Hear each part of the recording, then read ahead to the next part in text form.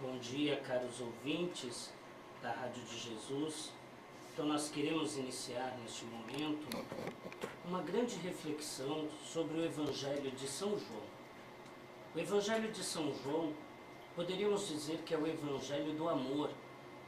É o Evangelho aonde a dimensão do Messias aparece como amor. O ato salvífico do Cristo é um ato de amor do Pai, do Filho e do Espírito Santo. Então nós queremos, neste momento, começar esta meditação. Contudo, aproveito antes de iniciarmos o curso bíblico, falando especificamente do Evangelho de São João, dizendo algo que eu acho que é muito importante. A Bíblia é algo que nós não podemos acrescentar nem tirar o que foi dito pelo Cristo. Mas isso não significa que a Bíblia tem que ser lida ao pé da letra. A Bíblia precisa ser estudada, interpretada. E isso fazem todas as pessoas e todas as religiões, inclusive as religiões não cristãs. Então, é exatamente isso que queremos fazer no curso bíblico. Nós queremos meditar, queremos entender para quem foi escrita, o contexto no qual foi escrita e então a dimensão dos ensinamentos contidos neste livro sagrado. Para tanto, então, gostaria que cada um pudesse perceber as diferenças que houve entre os outros evangelhos, a saber, Marcos, Mateus e Lucas, em relação ao Evangelho de São João. Marcos, possivelmente, conforme os estudiosos, o primeiro evangelho a ser escrito. E ele só vai ser escrito por volta do ano 50 depois de Cristo. E por que foi escrito? Porque as pessoas conheciam a história de Jesus, conheciam seu contexto, os seus ensinamentos. Mas com o decorrer do tempo, isso vai sendo passado de boca em boca. Então, é uma tradição oral. Mas a tradição oral, algumas pessoas ao ouvirem a história, ou aumentavam ou diminuíam. E muita coisa poderia se perder. Então, seguidores do Cristo sentem a necessidade de escreverem o que sabem. Então começa os escritos sobre o Cristo, que nós chamamos de Evangelho. A começar, conforme os estudiosos, por Marcos. E Marcos, inclusive, servirá como um livro de consulta para os demais. Posterior a Marcos, quase concomitante, vai surgir o Evangelho de São Mateus e o Evangelho de São Lucas. Marcos contando a história, e aqui Marcos nós podemos entender seguidores do Cristo que tinham uma linhagem, então, próxima a Marcos. E por isso a comunidade de São Marcos, podemos dizer, escreveu este livro. E ao escrever, ele vai dizer das dificuldades dos discípulos. Mas as dificuldades dos discípulos poderiam ser interpretadas de forma negativa. E é por isso que então Mateus, ao escrever, vai fortificar e falar da importância dos discípulos, para que não se perca o valor do testemunho daqueles que conviveram com o Cristo. Mais tarde, ou quase concomitante, o evangelista Lucas, ou a comunidade de Lucas, escreve um evangelho para falar da importância da misericórdia. E o evangelho de Lucas pode ser conhecido e é muitas vezes caracterizado pela misericórdia. E nós estamos meditando muito isso nos domingos neste ano. Mas o Evangelho de São João tem toda uma particularidade e ele se distingue dos outros três. Os outros três têm o objetivo de tentar relatar a história de Jesus. Buscam uma certa fidelidade às questões históricas. o Evangelho de São João, ele quer trazer ensinamentos. A história, claro que é importante, mas ela é secundária na forma de escrever de João. A prioridade para João é o ensinamento, é a catequese, é entrar no coração das pessoas para que as pessoas possam se apaixonar por Jesus. E apaixonadas pelo Jesus que as ama, então também possam, amando Jesus, transformarem o mundo. Esta é a grande catequese. Também convém lembrar, cada uma tem um contexto. Se os sinóticos e os 3 evangelhos, Marcos, Mateus e Lucas, são chamados sinóticos, se eles tinham a ideia, e sobretudo como cunho principal, tentar contar a história, o Evangelho de São João, ele quer catequizar, como disse antes. Mas quem ele quer catequizar? O Evangelho de São João quer catequizar judeus convertidos ao cristianismo. E convém lembrar que no começo o que existia era a igreja cristã, não havia separações que questões históricas e seres humanos, por causa das divergências, irão causar e irão gerar tempos depois, muito tempo depois. Então, a primeira grande ideia, acredito eu, do evangelista São João, é catequizar judeus convertidos. E, para tanto, ele vai usar muitos termos de conhecimento dos judeus, muitos termos teológicos. E é por isso que ele se aprofunda e faz sempre um paralelo ao Antigo Testamento. Então ele vai trabalhar o Antigo Testamento, as Escrituras e a Nova Aliança, a figura do Cristo que renova e que faz com que o Antigo Testamento venha a ser um legado de amor transformador na vida de todas as pessoas que queiram aderir ao Cristo. No segundo momento, também João tem o espírito e a vontade de fazer com que as pessoas que não têm religião, os chamados gentios, as pessoas que não tinham nenhuma fé, por amor, viessem se sentir amados pelo Cristo e amados pelo Cristo, pudessem também aderir à nova religião, a religião que está nascendo, que está se fortificando em torno de Jesus Cristo, tendo Jesus Cristo como fundamento, como começo, meio e, sobretudo, fim de suas vidas. E esta novidade trazida pelo Evangelho de João teve muitas dificuldades para serem aceitas. Porque como ele não escreve tendo preocupação primeira com a história, houve uma dificuldade que as pessoas de seu tempo aceitassem seu texto e sua forma de falar do Cristo, e mesmo a sua forma de falar de amor, e sua forma de pregar e de demonstrar o amor de Deus para com os seres humanos. Então, hoje, nesse primeiro contato que nós vamos ter sobre o Evangelho de São João, eu queria mostrar a primeira grande dificuldade que teve o Evangelho de São João de ser aceito pelas pessoas de seu tempo. E é por isso que o Evangelho de São João vai ter uma dificuldade muito grande para ser considerado um livro canônico. O que é um livro canônico? Um livro aceito como revelado por Deus.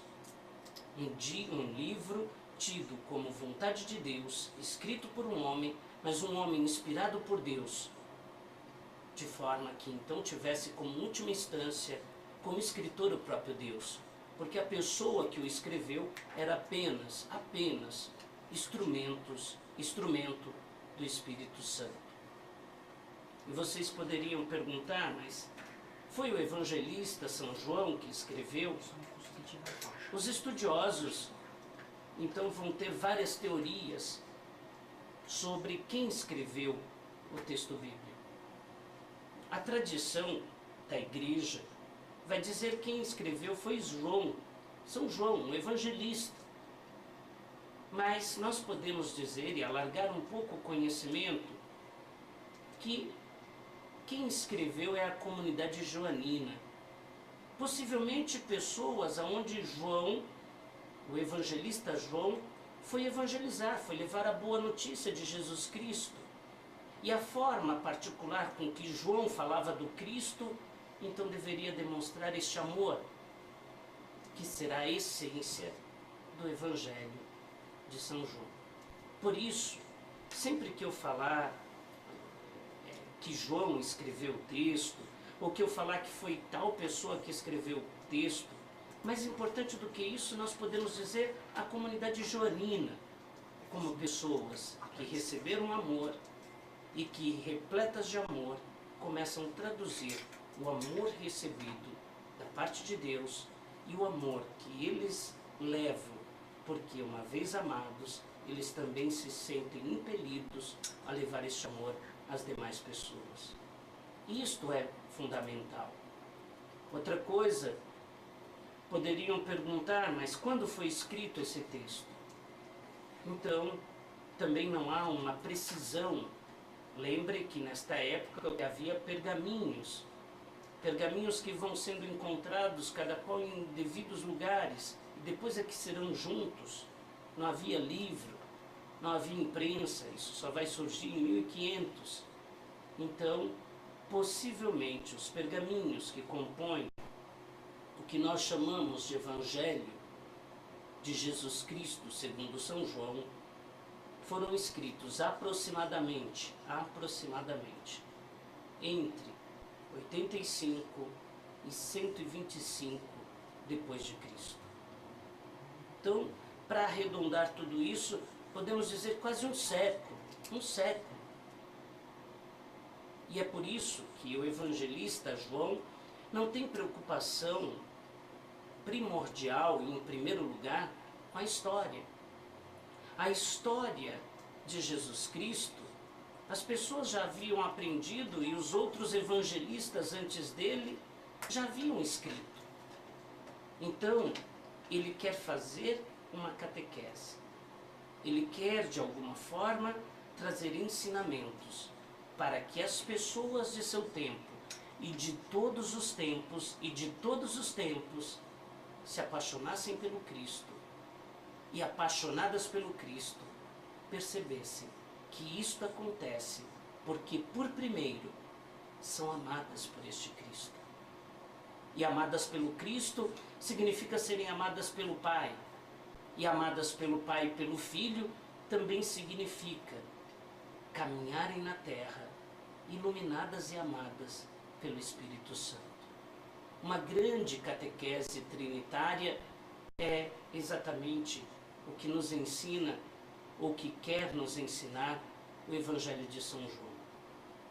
E São João aqui, novamente afirmo, como comunidade joanina, as pessoas que de alguma forma, evangelizada pelo primeiro apóstolo ou pelos primeiros apóstolos, se apaixonam pelo Cristo e vão construir suas histórias, tendo como fundamento Jesus. Então, meus irmãos, minhas irmãs, gostaria que vocês prestassem atenção, e só para exemplificar, para que a gente possa ter uma visualização. Então, como eu disse anteriormente, os sinóticos, eles têm uma preocupação, sobretudo, em contar a história. Os sinóticos, eles têm uma preocupação para contar a história. Eles têm uma preocupação. E os sinóticos, tendo esta preocupação, os sinóticos vão, portanto, ter como base um Messias davídico. Podemos perceber isso exatamente pelo fato de que Jesus, este Jesus davídico,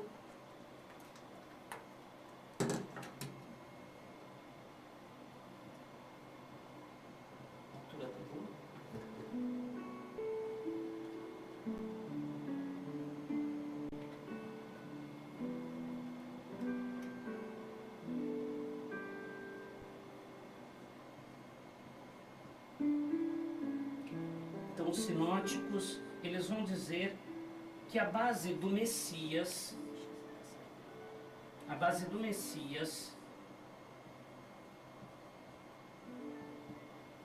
esperado é Davi. E tanto Marcos, Mateus e Lucas terão como ponto de partida esse Messias, de alguma forma, que traz a realeza.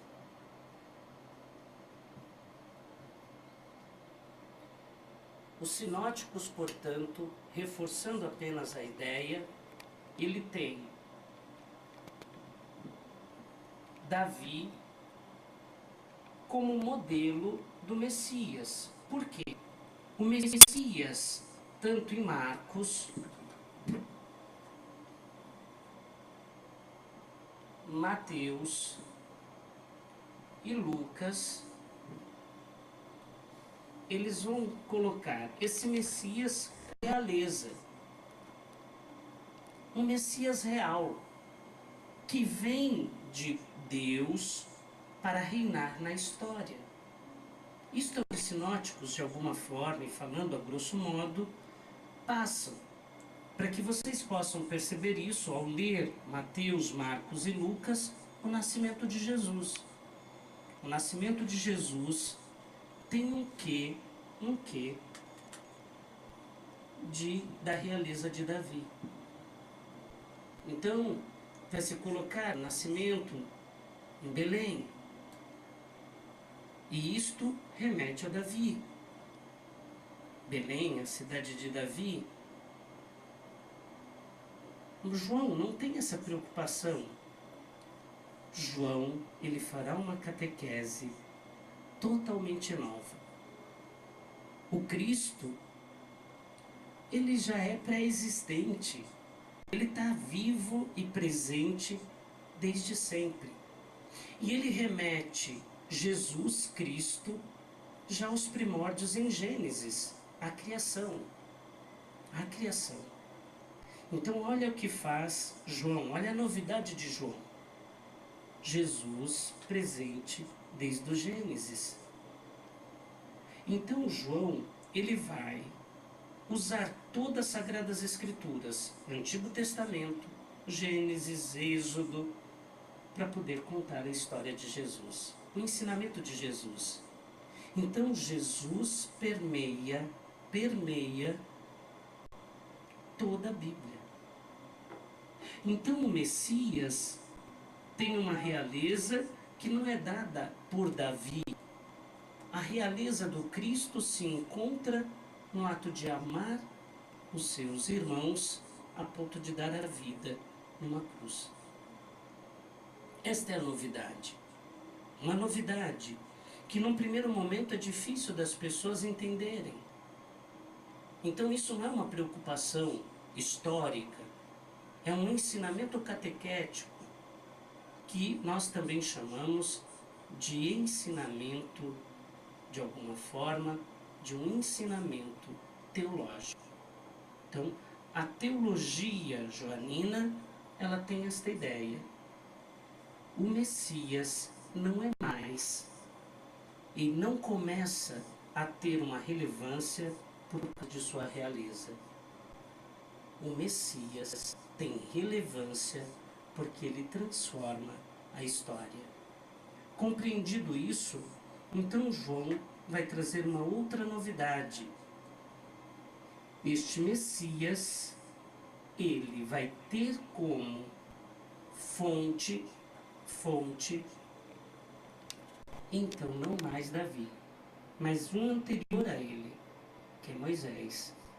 Então, isto é uma novidade e é muito, muito interessante e nós precisamos compreender isso para ler, inclusive, o texto de João. E claro que agora vocês já perceberam que para ler, portanto, o Evangelho de São João, eu tenho que ter lido, eu tenho que conhecer o Êxodo. Mas claro que nós rezamos, lemos a Bíblia todo dia e todo mundo já leu o Êxodo, porque o Êxodo é um paradigma para ler toda a Bíblia. Então olha o que o evangelista João faz. ele tenta incentivar as primeiras pessoas a conhecer as Sagradas Escrituras. Então, em seu texto, sua ideia é que as Sagradas Escrituras seja fundamental na vida das pessoas. E aproveito o momento e digo isso: temos que fazer das Sagradas Escrituras algo importante em nossas vidas. Então vejamos, Evangelho de João,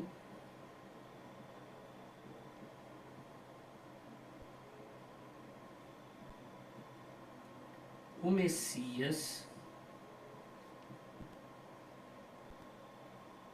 que é Jesus,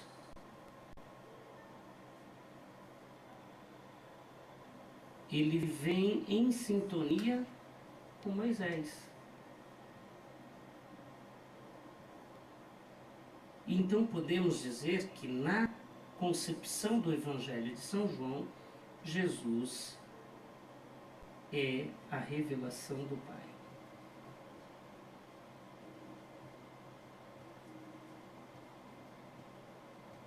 Então, Jesus planifica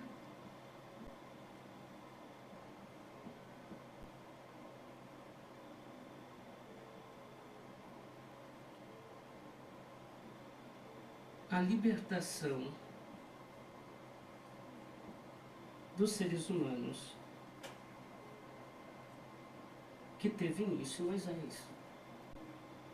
Então, nós precisaríamos, e aqui precisaríamos muito, meditar sobre o nascimento de Moisés. Interessante, eu estou tentando falar sobre o Evangelho de São João e estou dizendo que nós precisamos começar para estudar o Evangelho de São João lendo sobre o nascimento de Moisés. Então isso, claro, que vai ficar de lição de casa, vocês podem ler depois em Êxodo. O nascimento de Moisés, vocês podem então ler em Êxodo 2. Êxodo 2. O nome Moisés, só para que vocês tenham vontade de ler o Êxodo, o nome Moisés significa aquele que foi tirado da água. Ou, se quiserem, aquele que nasceu da água, ou aquele que foi libertado na água da morte. E aí o que é que vocês já podem perceber?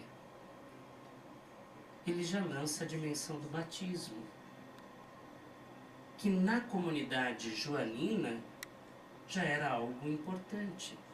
Era uma modo da pessoa dizer que já aderiu a Cristo.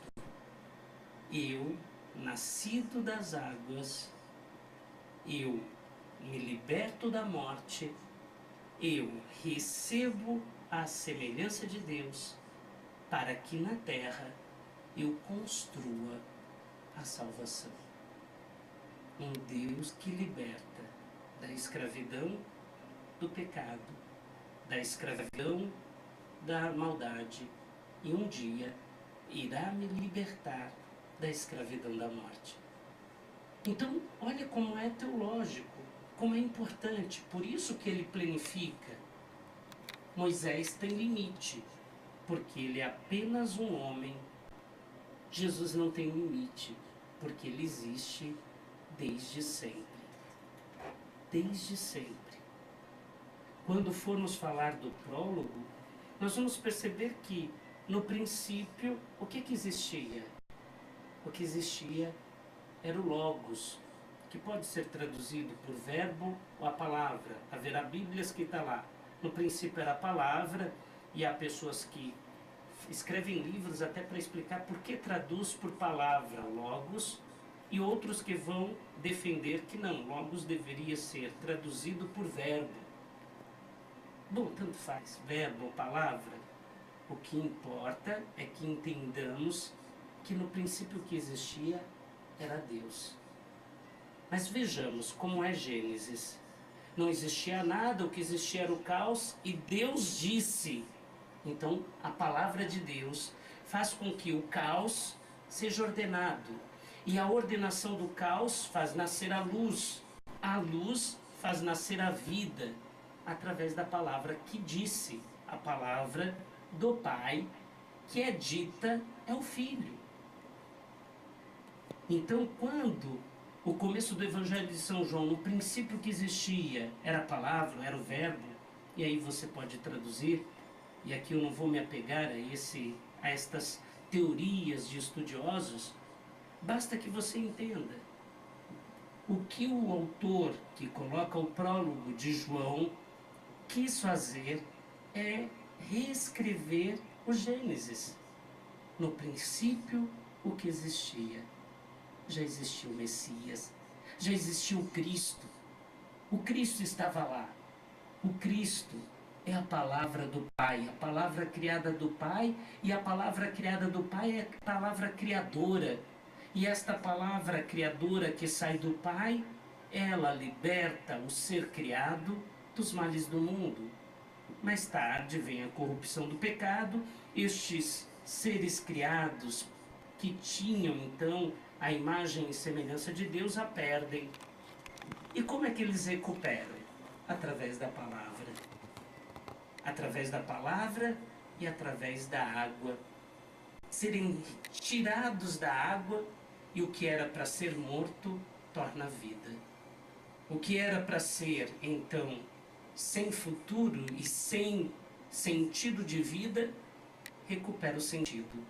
Moisés é tirado da água, estava condenado à morte, e ele, colocado na água, ele encontra alguém que vai libertá-lo da morte. A água que iria afogá-lo, então o salva, e ele, tirado da água, agora com vida, por causa de um projeto maior do Pai, irá libertar o povo em nome do Pai. Moisés, e aqui estou falando a grosso modo, ele vai descobrir essa missão só depois. No Evangelho de São João, Cristo, o Messias, sabe de sua missão sempre. Desde os primórdios, ele sabe de sua missão. Ele não vai descobrir. Ele não vai ter uma caminhada histórica para descobrir. Porque Jesus Cristo, no Evangelho de São João, está presente desde o Gênesis, junto ao Pai e ao Espírito Santo. Então essa é uma novidade. E isto, num primeiro momento, quando as pessoas tiveram acesso ao texto do Evangelho de São João, tomaram um susto. Isso era uma novidade. Isto era algo muito profundo e muito mais avançado do que o que as pessoas conheciam. O Evangelho de São Marcos, o Evangelho de São Mateus e o Evangelho de São Lucas, que vão tentando construir uma história. E a história, e aí quanto mais palpável, quanto mais documentada, o Evangelho de São João não, ele está trazendo um ensinamento profundo que pega as Sagradas Escrituras desde Gênesis, Êxodo, e então vem para o fato do acontecimento Jesus. Mas olha que interessante o Evangelho de São João. Quando eu estou dizendo tudo isso, ele também reporta para os tempos atuais hoje, o nosso batismo. O batismo concreto de todo cristão, seja nós cristãos católicos, ou os nossos irmãos protestantes que usam então a fórmula. A água, primeira matéria que é a água, e aqui lembrem quando vocês usam no batismo a água, dimensão de Moisés, dimensão de João Batista e a dimensão do Cristo. Olha que bonito. Todos nós que fazemos batismos e utilizamos a água, independente do jeito que é feito, então traz a dimensão do Evangelho de São João. Moisés, João Batista e o Cristo, o Messias. E a fórmula trinitária, porque o Evangelho de São João vai sempre remeter o Pai, Criador, o Filho que está no ato criacional do Pai, como a palavra geradora de vida e de redenção. No princípio era o Verbo, e o Verbo se fez carne, ou no princípio era a palavra, e a palavra se fez carne e habitou entre nós. No batismo é isso que acontece. A palavra de Deus que habita em nós nos purifica e nos devolve a imagem e semelhança do Cristo que havíamos perdido no pecado original. Então, olha que interessante, todas as religiões cristãs, todas que fazem o batismo com água e usam a fórmula da Trindade, têm esta base, a base teológica e de fundamento do Evangelho de São João. Um grande ensinamento que permeia e que honra toda a Sagrada Escritura, Gênesis, Êxodo, os profetas e mais tarde a nova aliança, a aliança do amor, a aliança com Cristo. Então, meus irmãos, minhas irmãs, precisamos meditar isso. Precisamos, portanto, ver e perceber a grandeza do evangelista São João naquela época e nos tempos atuais. Amém.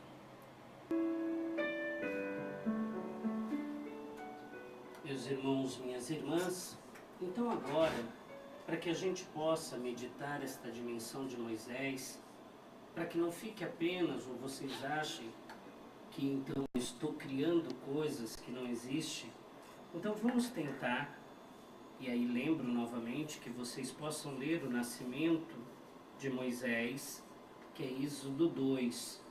Mas eu gostaria que nós víssemos a conversão, ou pelo menos quando Moisés é chamado à vocação e a se tornar instrumento de Deus na terra. Todos nós somos chamados, então convém lembrar o que remete o texto bíblico a Moisés. Então acredita o evangelista João, e isso acho que todas as religiões o façam, então também serve para cada um de nós, filhos e filhas de Deus. Então vejamos quando o Deus chama Moisés, que é a questão da sarça ardente. Se encontra em Êxodo 3, a sarça ardente. Apacentava Moisés o rebanho de Jetro, seu sogro, sacerdote de Madiã. Conduziu as ovelhas para além do deserto e chegou a Horebe, a montanha de Deus. O anjo de Yahvé lhe apareceu numa chama de fogo, no meio de uma sarça.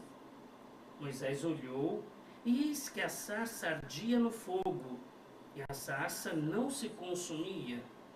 Então disse Moisés: darei uma volta e verei este fenômeno estranho. Verei por que a sarça não se consome. Viu Yahvé que ele deu uma volta para ver.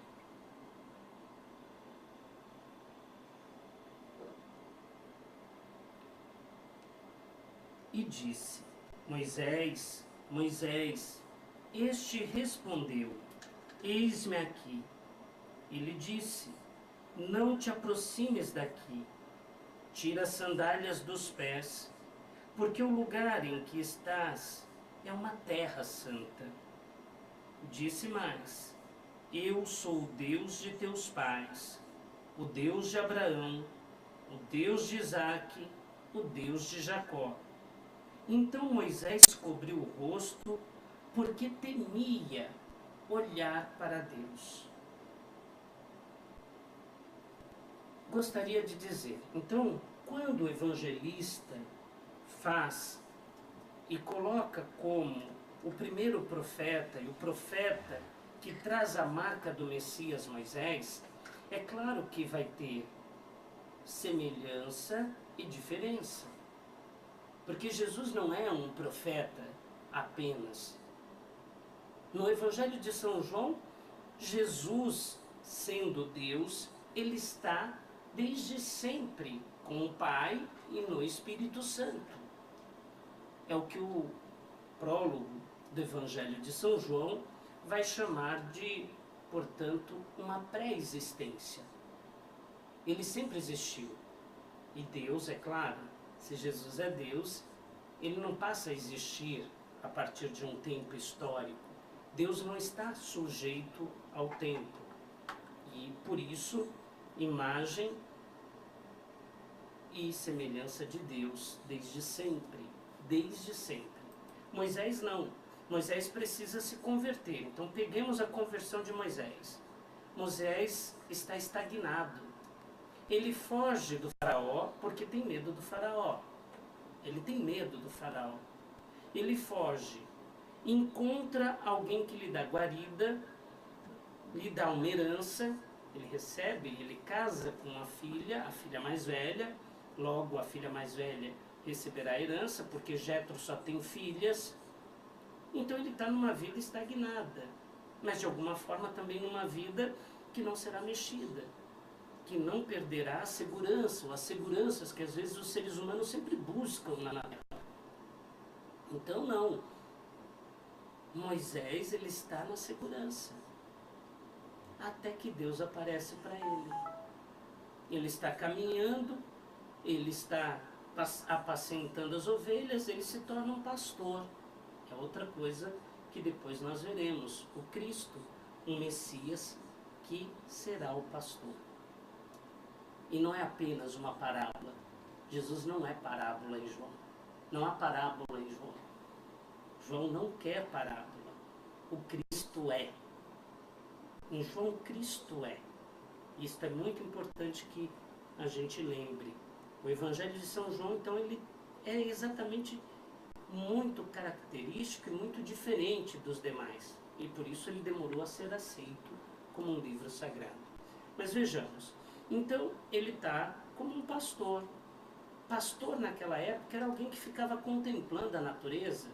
Se não tivesse perigo, se não tivesse lobo, se não tivesse algum animal que pudesse atacar as ovelhas, o pastor estava sossegado, ele colocava lá as ovelhas para pastarem e ele ficava deitado, contemplando a natureza, podia pensar na vida, pensar no futuro, pensar como estava o casamento, coisas assim. Não era uma vida tão difícil, ou pelo menos dita tão difícil, pegava no arado, não criava calos, e aí basta lembrar que isso também remete a Caim e Abel. Mas isso fica para um outro curso bíblico. Pois bem, Moisés está neste tipo de vida até que ele percebe um fenômeno que ele chama um fenômeno estranho. Ele vê uma sarça ardendo e ela não se consome. É um fato extraordinário. Então, no fundo, Deus está querendo se mostrar para Moisés. Isto apenas é uma linguagem simbólica que o autor do Êxodo coloca para dizer: Deus quis falar com Moisés. Precisou que Moisés percebesse esse sinal de Deus. E aqui aproveito, todos nós temos que na vida ir percebendo os sinais de Deus que vem ao nosso encontro e vem nos falar da sua novidade, da sua presença e assim por diante. Bom, ele vai se aproximando e Deus pega e diz: espera aí, você não pode se aproximar de mim de qualquer maneira.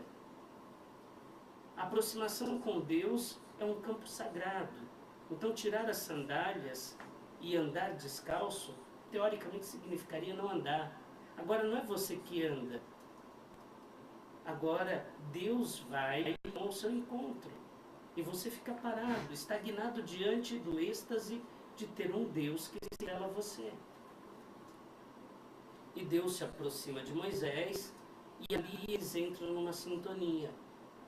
Deus que vai ao encontro de Moisés, Moisés que veio ao encontro de Deus, e ali entra numa sintonia. Há uma entrega. Aí é claro que isso diz a dimensão do amor. O amor, então, vai dizer o evangelista João, mas aí vai dizer também a própria prática de vida: eu saio de mim e vou ao encontro de outra pessoa que é o objeto do meu amor. E eu me entrego a ela.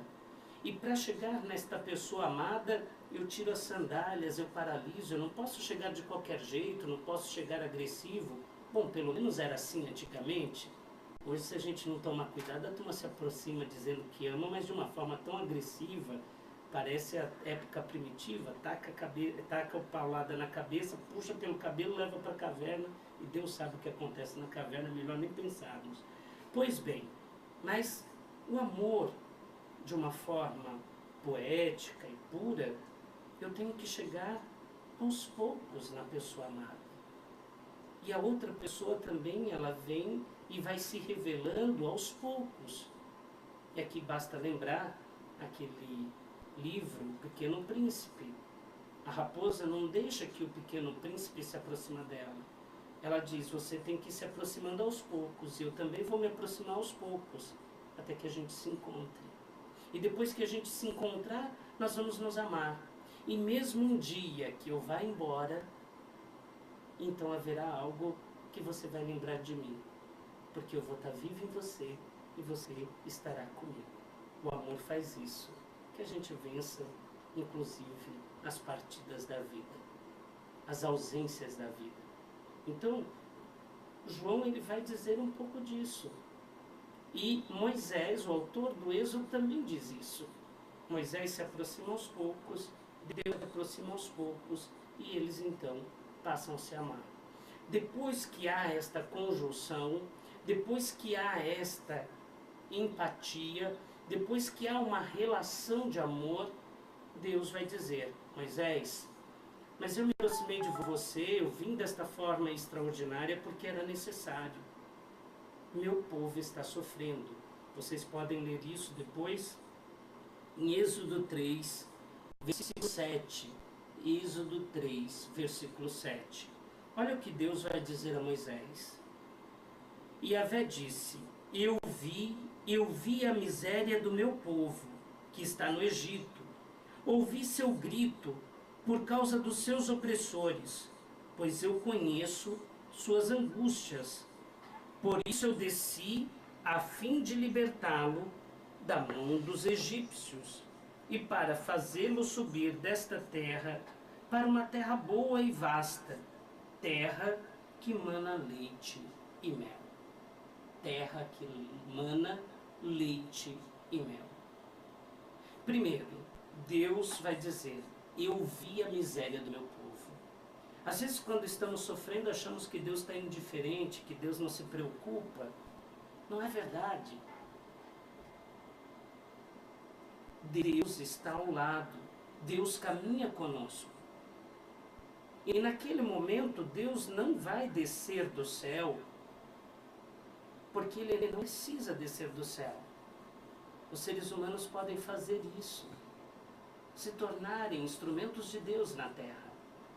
E é isso que nós chamamos de profetas. Mais tarde, no Novo Testamento, chamaremos de apóstolos.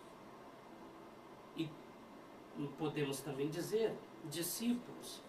Discípulos e missionários do Cristo que transformam a realidade opressora em uma liberdade dos que amam e são amados por Deus. E que assim constroem uma história nova. Mas enfim, então um Deus que não é indiferente ao seu povo. E ao mesmo tempo Deus já diz, eu vim e desci para libertar meu povo. Mas quem vai fazer isso, Moisés? Você. Mas isso era algo grandioso. Moisés é um ser humano e esta é uma diferença com Cristo. Ele se apequena, ele tem medo. E ele vai tentar dar desculpas para fugir da responsabilidade. Graças a Deus só Moisés fazia isso naquela época, na verdade. Nós nunca ficamos com medo, nós nunca nos apequenamos como se não fôssemos grandiosos diante do olhar de Deus. Nós somos. E precisamos fazer coisas grandiosas. Quando digo fazer coisas grandiosas, não é coisas estupendas, não é mandar raios, não é tirar doenças apenas tocando com o dedo. Fazer coisas grandiosas são os pequenos gestos, gestos de amor que você vive aqui na terra. Mas enfim, voltando ao texto bíblico, Moisés tenta. Num primeiro momento, Moisés vai dizer, olha, mas quando eu for lá ao Egito, o que eu vou dizer? Não sei nem seu nome. Como as pessoas vão confiar em mim? Então disse Moisés a Deus. Isso está em Êxodo capítulo 3, versículo 13 seguintes. Moisés disse a Deus, quando eu for aos israelitas e disser, o Deus de vossos pais me enviou até vós, e me perguntarem, qual o seu nome? Que direi? Disse Deus a Moisés, eu sou aquele que é. Disse mais, assim dirás aos israelitas, eu sou, me enviou até vós. Disse Deus ainda a Moisés, assim dirá aos israelitas, Yahvé, o Deus de vossos pais, o Deus de Abraão, o Deus de Isaque, o Deus de Jacó, me enviou até vós. E o meu nome, para sempre, é assim que me invocarão de geração em geração. Uma tradução, pegando então do hebraico, poderia dizer que primeiro Deus disse, eu sou aquele que era, eu sou aquele que sou, e eu sou aquele que sempre serei. Mas depois o texto então vai colocar desta maneira, eu sou, eu sou. Vocês sabem quando isso vai voltar? Nunca mais isso aparecerá na Bíblia. Nenhum judeu usava este nome, não podia usar este nome. Porque então isto, para usar esta letra, então se designa o tetragrama. E um judeu jamais cita o tetragrama. Isto só volta a ser usado na boca de Jesus no Evangelho de São João. Só João vai dizer. Então, por exemplo, peguemos os sinóticos. Os sinóticos vai dizer, então o pastor das ovelhas, a vinha, o vinhateiro. Não, olha Jesus em João. Eu sou o bom pastor. Eu sou a videira. Eu sou a luz. Eu sou a verdade. Eu sou a vida. Eu sou. Só volta no texto bíblico, depois de Êxodo, em João. Em João. Não sei se estou me fazendo claro, mas espero, porque isto é muito, muito importante que nós percebamos. E aí vem uma questão. Não sei se estamos percebendo. A relação de Moisés, colocada no Evangelho de São João, a Jesus. Então, eu queria que nós víssemos o que é que acontece em Deuteronômio. Então, está aqui, Deuteronômio 18. Porque isso é importante, foi daí que o autor do Evangelho de São João faz esta comparação e, de alguma forma, identifica Jesus como profeta, mas relacionado não a Davi, mas sobretudo a Moisés. Então, Deuteronômio 18, pediria que vocês que tiverem com a Bíblia perto, então procurassem, eu também o faço neste momento.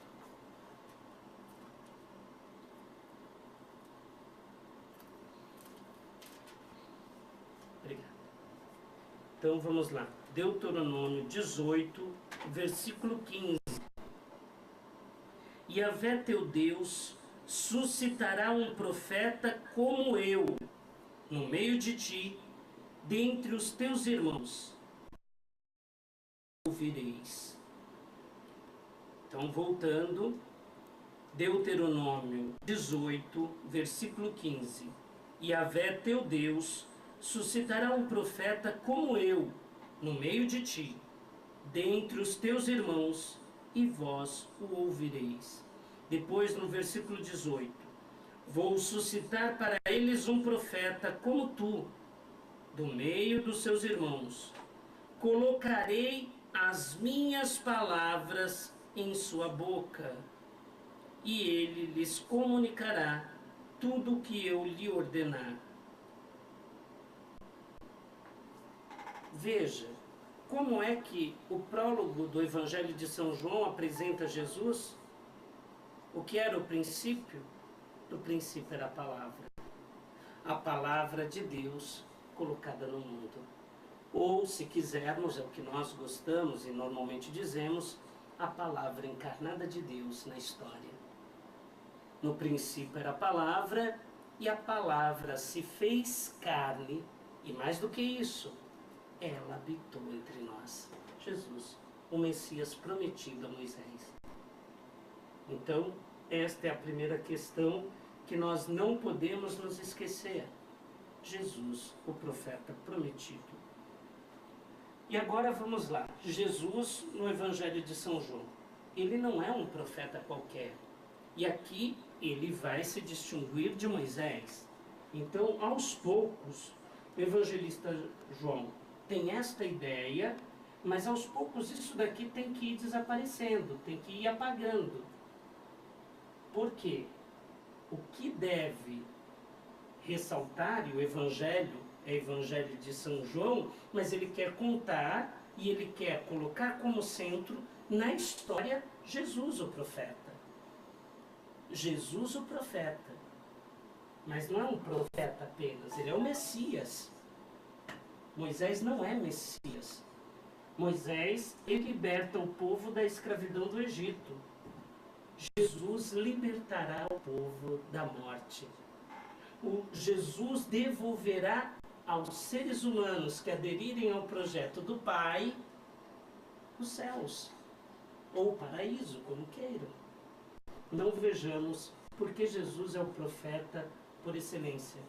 Então vocês podem pegar na Bíblia, João capítulo 6, versículo 14.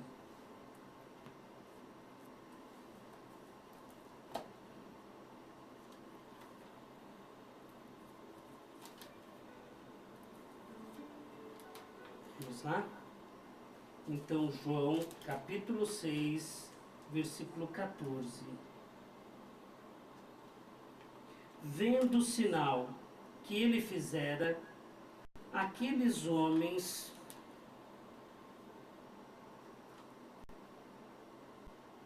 exclamavam: esse é verdadeiramente o profeta que deve vir ao mundo.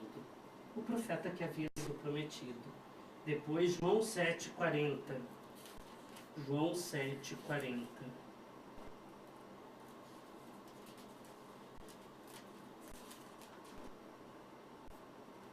Alguns entre a multidão, ouvindo essas palavras, diziam: esse é verdadeiramente o profeta. Esse é verdadeiramente o profeta por excelência. Para terminar a reflexão de hoje, para não me estender muito e não cansá-los, vamos lá. Não sei se vocês lembram, mas houve um fato. Moisés consegue, em nome de Deus e como instrumento de Deus, libertar o povo da escravidão do Egito, e depois do povo passar o Mar Vermelho a pé enxuto e caminhar pelo deserto rumo à terra prometida, aquela terra que mana leite e mel, eles vão, assim que passam o Mar Vermelho, eles começam a sentir os intempéries da história, ou seja, o calor do deserto, a sede e a fome. E eles vão começar a praguejar contra Moisés e contra Deus. E Moisés começa então a ter que ser instrumento de Deus. Ele pega o cajado e tira da pedra a água para matar a sede. E Deus manda cordonizes para que então elas sejam abatidas, e estas cordonizes abatidas sirvam de alimento e mate a fome. Então Moisés, como instrumento, então ele intercede pelo povo para alimentar o povo que está morrendo de fome e de sede. E no Evangelho de São João, ele vai dizer: não, mas não é Moisés que mata a fome, sacia a fome. Moisés, a fome que ele saciou, com o tempo gera mais fome. Jesus mata uma fome de uma forma definitiva. E Jesus, então, alimenta o seu povo para que ele nunca mais sinta fome. Voltemos a João 6. E aí nós vamos ler, e com isso, é claro que vocês, para nós que somos católicos, então vamos dizer que este alimento é a Eucaristia. Para as outras religiões cristãs, Jesus alimenta independente da Eucaristia. Por isso que nós católicos também dizemos: primeiro nós nos alimentamos da palavra, eu me alimento da palavra. E saciado da fome da palavra, e a palavra é Jesus Cristo, No princípio era a palavra, e a palavra se fez carne e habitou entre nós. Nós, além dela, por causa da memória do Cristo, nós nos alimentamos pela Eucaristia. Então, toda vez que o Cristo estiver matando a fome, no Evangelho de São João, ele remete à fração do pão, como diz Atos dos Apóstolos. Os cristãos, nos primórdios, partiam o pão, e partindo o pão, eles comungavam em memória do Cristo, conforme também o relato da última ceia do Cristo. E para João isto é primordial. Então, pensamos e vejamos isso. Por isso, a multiplicação dos pães em João, e olha que aqui então, isso parece igualdade com os sinóticos. Este é um dos poucos e raros momentos que João vai pegar algo também, e aí é uma questão histórica, a multiplicação dos pães é uma questão histórica contada pelos 4 evangelistas, 4 testemunhas, ou pelas 4 comunidades, comunidade de Marcos, de Mateus, de Lucas e de João. Então, a multiplicação dos pães, meditemos lá, João 6. Depois disso, passou Jesus para outra margem do mar da Galileia, ou de Tiberíades. Uma grande multidão o seguia, porque tinha visto os sinais que ele realizava nos doentes. Subiu então Jesus à montanha, e aí sentou com os discípulos. Estava próxima a Páscoa, a festa dos judeus. Levantando Jesus os olhos e vendo a grande multidão que a ele acorria, disse a Filipe: onde arranjaremos pão para eles comerem? Ele falava assim para pô-lo à prova, porque sabia o que faria. Respondeu-lhe Filipe: 200 denários de pão não seriam suficientes para que cada um recebesse um pedaço. Um de seus discípulos, André, o irmão de Simão Pedro, lhe disse: há aqui um menino que tem 5 pães de cevada e 2 peixinhos. Mas que é isso para tantas pessoas? Disse Jesus: fazei que se acomodem. Havia muita grama naquele lugar. Sentaram, pois, os homens em número de 5.000 aproximadamente. Tomou então Jesus os pães e, depois de dar graças, distribuiu-os aos presentes, assim como os peixinhos, tanto quanto queriam. Quando se saciaram, disse Jesus a seus discípulos: recolhei os pedaços que sobraram, para que nada se perca. Eles o recolheram e encheram 12 cestos com os pedaços de 5 pães de cevada, deixado de sobra pelos que se alimentaram. Vendo o sinal que ele fizera, aqueles homens exclamavam: esse é verdadeiramente o profeta que deve vir ao mundo. Jesus, porém, sabendo que viriam buscá-lo para fazê-lo rei, refugiou-se de novo, sozinho na montanha. Tudo que eu disse, não sei se agora fica claro. Jesus, ao multiplicar os pães, e aqui é uma linguagem figurada, ele vai pegar o texto dos sinóticos, mas ele vai pôr uma catequese em cima. Porque o grande objetivo dele é catequizar. É converter pessoas e as pessoas convertidas amarem mais ainda o Cristo. Esse é o objetivo do Evangelho de São João. Então, olha só. Jesus faz a multiplicação dos pães, mas no final ele foge, não porque ele foge de medo. Moisés foge de medo do Egito. Olha a diferença. Ele foge para que não o proclamem rei. Ele não quer ser comparado ao rei Davi. Não é a realeza de Davi que vai ser a catequese de João, como nos outros evangelhos, mas vai ser a profecia de um Deus amoroso que se entrega. E assim Jesus Cristo vai realizando os sinais do Pai através do Espírito para que o mundo seja transformado pelo amor, com amor e no amor. Então, por isso, a multiplicação dos pães em João tem a figura de um menino. E é claro, a figura do menino, aqui como para os antigos, a figura da inocência. A inocência. E isto é importante.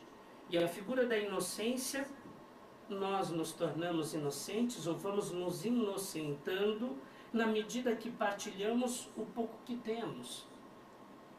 Na medida que nós nos despojamos.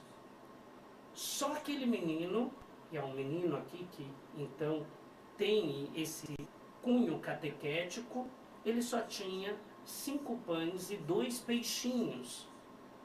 Pegando do texto hebraico, a tradução melhor seria mesmo peixinhos, nem peixes inteiros, eram peixes pequenos, como o menino é pequeno. Lembrando que 5 mais 2 dá 7. Então aqui João também começa a trabalhar o simbolismo. Lembrando que o autor do Apocalipse trabalha muito o número 7, em tudo. Em tudo no Apocalipse vai ter um número 7. E o número 7, biblicamente falando, é o número da perfeição. Então aqui é uma catequese, um ensinamento. E este texto, que parte de uma raiz histórica, um acontecimento que o Cristo fez em vida, agora ganha uma dimensão teológica para trazer uma catequese, um grande ensinamento para as pessoas da época, para quem foi escrito o texto do Evangelho de São João e para as pessoas dos tempos de outrora. E também para nós no presente. E aqui, claro, entra na linguagem: eu sou aquele que era, eu sou aquele que sou, eu sou aquele que sempre serei. Ou, se quisermos, Jesus Cristo é o mesmo, ontem, hoje e sempre. Ontem, hoje e sempre. O Evangelho de São João tem esta dimensão. Ele traduz o passado, ele explica o passado, tira do passado um ensinamento para o presente, para lançar as pessoas a um futuro diferente, a um futuro onde a fome é saciada, a um futuro onde a pobreza é superada pela abundância do amor de um Cristo. Eu vim para que todos tenham vida e a tenham em abundância. João 10. João 10. Então veja, quando ele pega estes 7 pães e 2 peixes, a perfeição de um menino despojado, a perfeição de um Deus que não fica preso às dificuldades da história, um Deus que então não deixa a multidão dos seus seguidores sem uma resposta. Este Deus, junto com a caridade, e aqui dos seres humanos representados na inocência de um menino, alcançam a perfeição da bênção que sacia e acaba com a fome. Só quando isto acontece é que existe a Igreja do Cristo. E a Igreja do Cristo é uma igreja joanina, vai dizer João. O que sobra depois que todos comem e todos ficam saciados? Do amor. Todos então partilham do amor. Quando todos fazem isso, ainda sobram 12 cestos. 12, a representação dos apóstolos. Esta é a igreja. Só é igreja quando ela é inocente, partilha o pão, partilhando o pão, ela mata a fome, saciando a fome, ela constrói a nova aliança, a aliança do amor, a aliança do Cristo, o Cristo na terra. Amém. Terminando, então gostaria, e espero que tenha ficado claro, que esta dimensão, quando João parte de um Messias que tem como figura primeira Moisés aos poucos vai sendo apagado e então o Cristo vai sendo ressaltado. Então veja, Moisés ele recebe as palavras da lei, palavras da lei. Por isso que não é dito palavras da salvação, é palavra. Moisés recebe as palavras da lei. O Cristo tem uma única palavra, o amor. É uma palavra, amor. Por isso que o Evangelho de João é o Evangelho do amor. E aí, antigamente, a primeira aliança que era feita com o povo de Deus, baseada nas leis, nas palavras, em Jesus Cristo, Moisés vai sendo apagado e surge a nova aliança. Jesus substitui Moisés. Olha o que o Evangelho de João vai fazendo. Isto é sistemático, mas muito sutil. Muito sutil. Se não tomarmos cuidado, não percebemos esta mudança. Palavras para palavra. Há uma única palavra no Evangelho de João que é extremamente importante. Poderemos dizer que esta palavra, que é o amor, ela permeia 90% de forma direta ou indireta o Evangelho de São João. Então, só para que a gente perceba isso, nós podemos pegar o começo do Evangelho de São João, João capítulo 1, versículo 17. João capítulo 1, versículo 17. Porque a lei foi dada por meio de Moisés, e a graça e a verdade vieram por Jesus Cristo. A graça e a verdade desembocam no que eu dizia há pouco, o amor. Amor, a única palavra. Então, só ressaltando, porque a lei foi dada por meio de Moisés, ou se quiserem, as palavras dos 10 mandamentos. Palavras dos 10 mandamentos. Mas a graça, ou seja, a lei não tem graça. A lei, ela disciplina. Então, eu faço o bem, a lei não me pune e eu vivo na liberdade. Se eu quebro as leis, eu me torno, então, culpado, e como culpado, eu recebo uma punição, me torno escravo da lei. Então, a palavra amor, a nova aliança feita por Deus através do Cristo, é graça. E esta verdade, que é o Cristo, liberta. Então vejamos isso, João 9, 24. João capítulo 9, 24.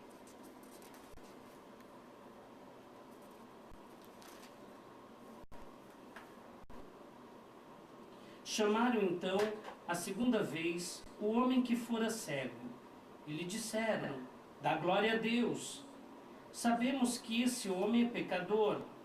Respondeu ele: se é pecador, não sei. Uma coisa eu sei, é que eu era cego e agora vejo. Disseram-lhe então: que te fez ele? Como te abriu os olhos? Respondeu-lhe: já vos disse, e não ouvistes. Por que quereis ouvir novamente? Por acaso quereis também tornar-vos seus discípulos?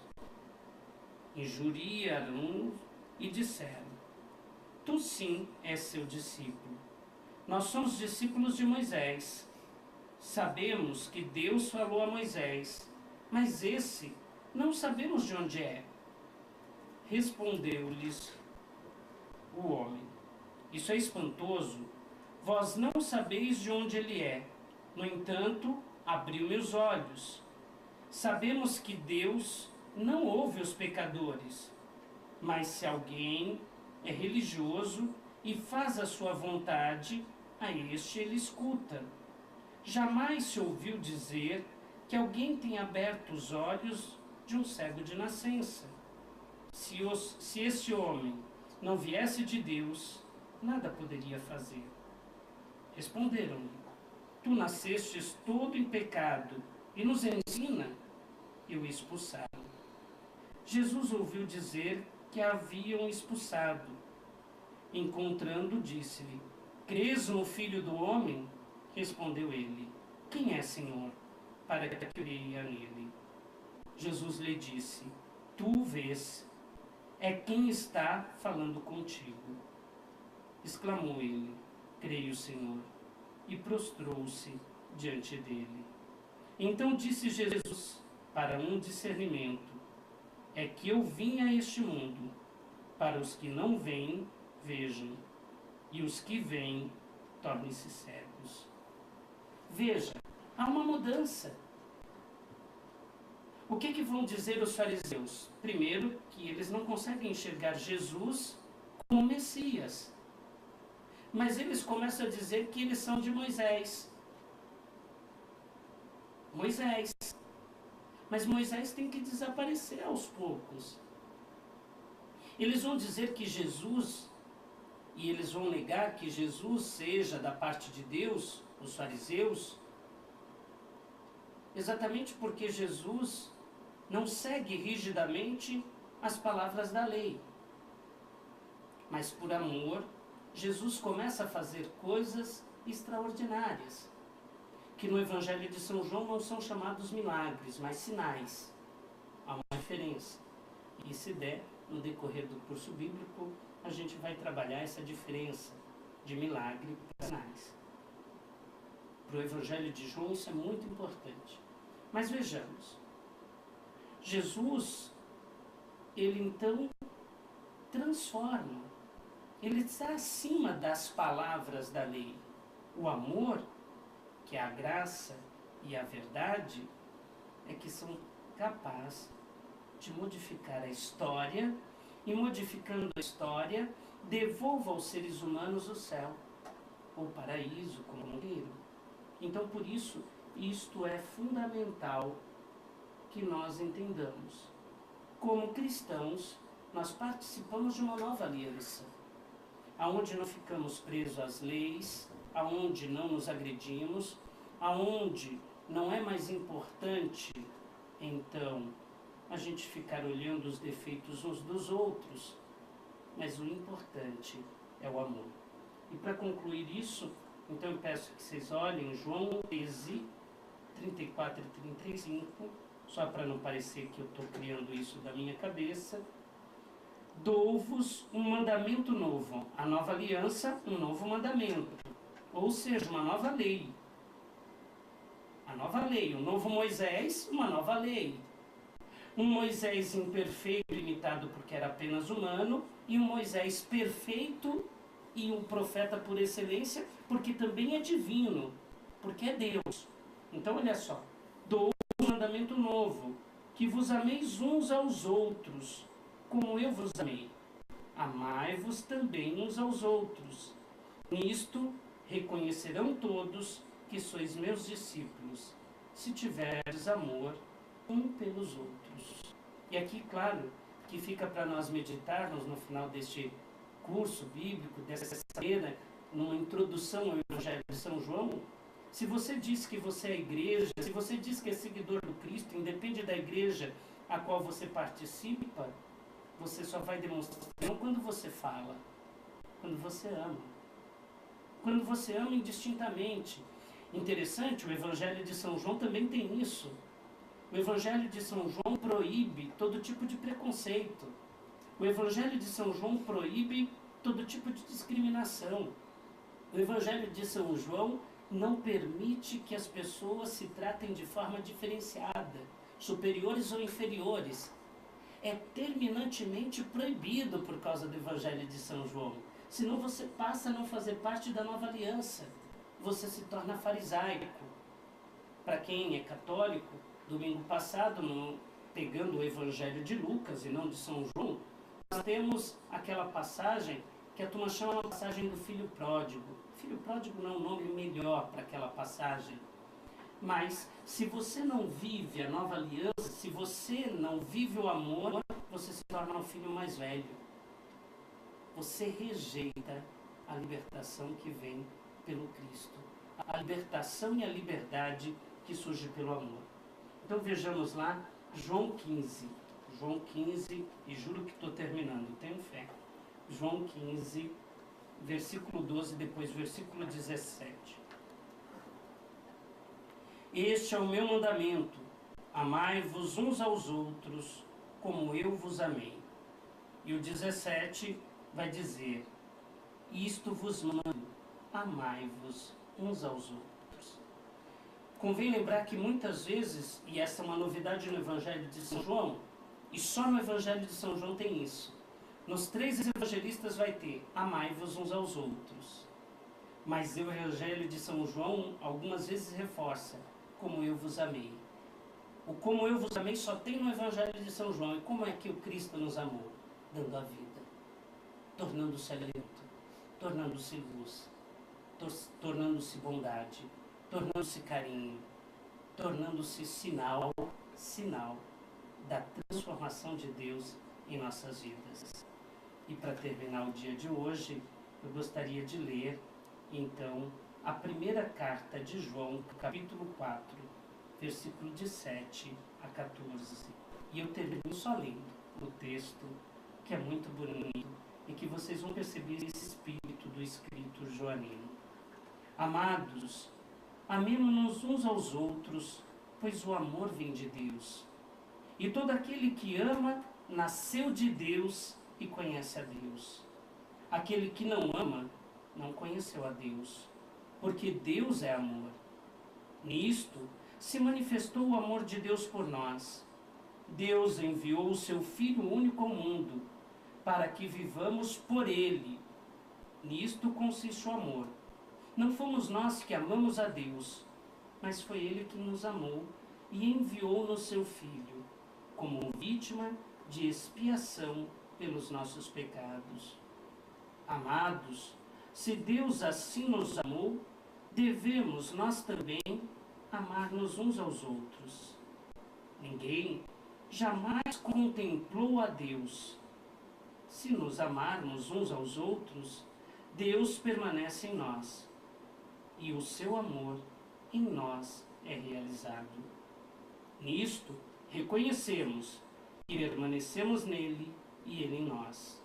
Ele nos deu seu Espírito, e nós contemplamos e testemunhamos que o Pai enviou seu Filho como Salvador do mundo. Amando, nós vemos e contemplamos o Deus que enviou o Salvador de nossas vidas, e assim nos salvamos. Amém.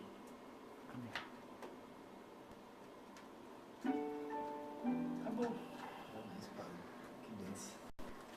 Por isso, esses textos não foram escritos juntos, mas a teologia é a mesma do Evangelho de São João.